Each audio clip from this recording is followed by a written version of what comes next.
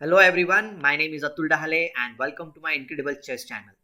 We all know this thing that the much awaited Fide Candidates tournament started yesterday, and in the first round, Ian Nepomniachtchi has managed to win against the world-class player Ding Liren.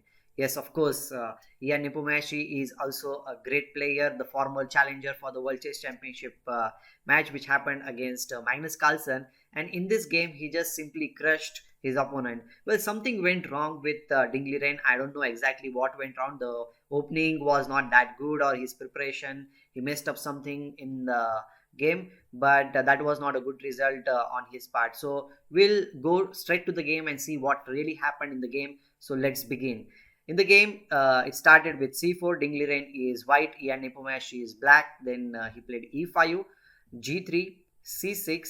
Of course, like he wants to control the d5 square, knight f3, and now it is inviting the move like e4. That's what he went for. He played e4 in this situation, and after that knight d4 was played. Then pawn came to d5 square. That was the whole point of playing c6 move.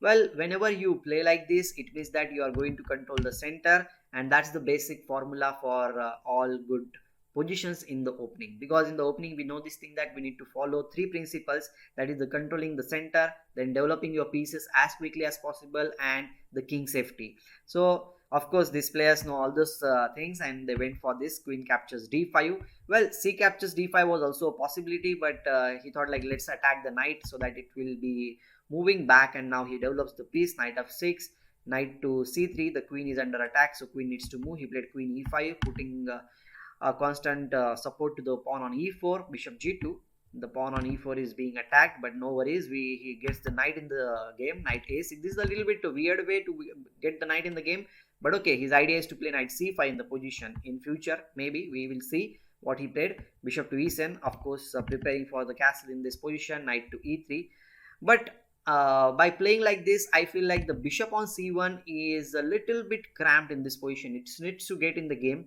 Let's see how did he get it in the game. So here Nepo went for the castle.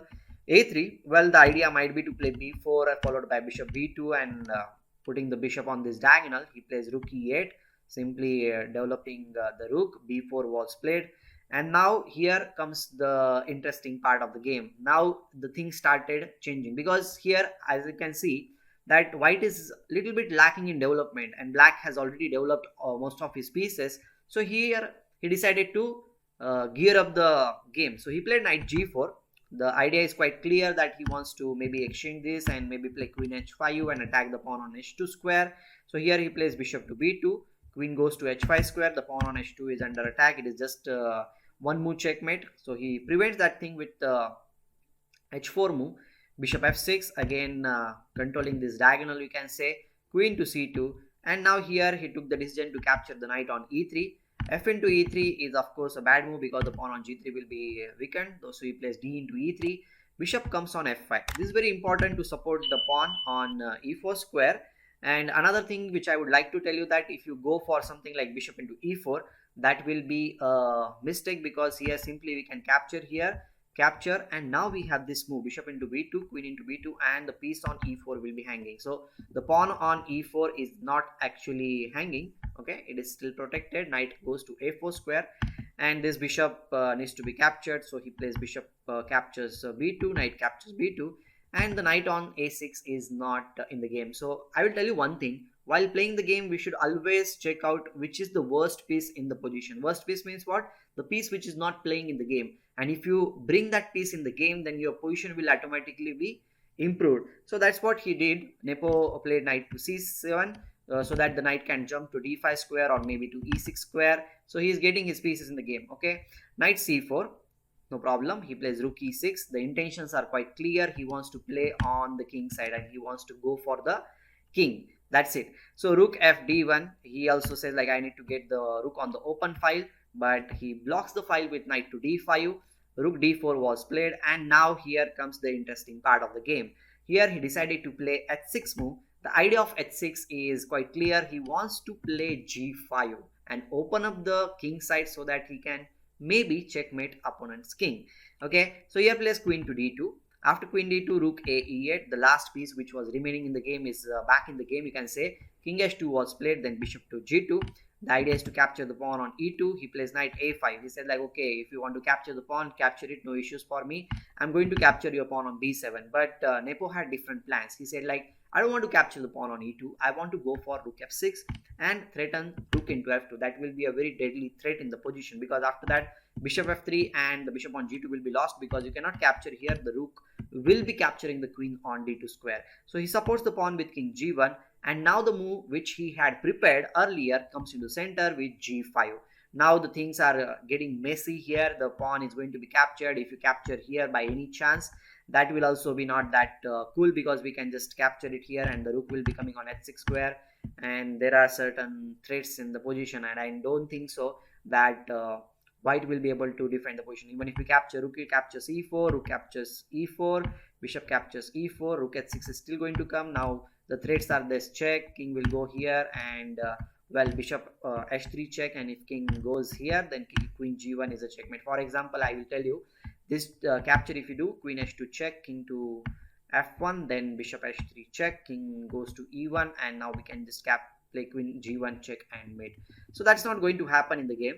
Okay, here he decided to capture on b7 directly, but that did not help him. G captures h4, and now he thought like, okay, I will bring the knight back in the game and attack the pawn on e4, but he came up with a brilliant idea, that is h3, and now white is in big trouble. He cannot play bishop h1 for obvious reasons. The pawn on h3 is there, it is going to be pushed forward. Then this, maybe you might say like, I am still surviving, but no, the position will not be surviving, because queen f5 is a very strong move. The pawn on f2 is under attack, and there is very little chance for him to save the game. Let's suppose you play knight into e4 trying to support the pawn, but it will be captured with rook into e4, and the game will be over very soon. And if you play something like f3 in this position, still I can just capture here. Miss Nepo can just capture here, and I don't know how he should be defending this position. It is just a clearly lost position for Ding Liren. So here he decided to play rook captures e4. The thing is that if you capture rook captures e4, which will be a mistake in a way, because bishop into e4 will be played. Still black is better, but he came up with a very simple idea in this position. He said like, okay, you want to capture the rook on e8, capture it. I'm just going to capture the g2 bishop, because black is threatening queen h1 checkmate straight away. So he gave a check here just for the time being. King g7 was played, and he made some room for the king by playing f4, but now queen h1 check came on the board, king f2, and now he simply captured queen captures a1. The idea is to play queen f1, and it's a checkmate. He plays king to g2, and now the final move, which actually when I was looking at the game live, I was little bit amazed, because it is such a brilliant move, bishop h3, and it's game over, because you will not believe this is a forced checkmate. King captures on h3, and the checkmate is like this. He resigned in that position, he did not continue, but I'll just show you.